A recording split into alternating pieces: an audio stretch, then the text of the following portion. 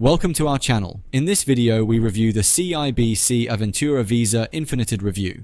The CIBC Aventura Visa Infinite card offers a range of benefits, primarily focused on travel rewards and perks. Here's a summary of the key features of the card. Key benefits: Aventura points. Earn Aventura points on every dollar you spend. 2 points per dollar spent on eligible travel purchases through the CIBC Rewards Center. 1.5 points per dollar spent on eligible dining, transportation, like taxis or ride shares, and gas purchases. 1 point per dollar spent on all other eligible purchases. Welcome bonus typically offers a welcome bonus of Aventura points, e.g., 20,000 points upon first purchase and additional points for meeting spending thresholds in the first few months.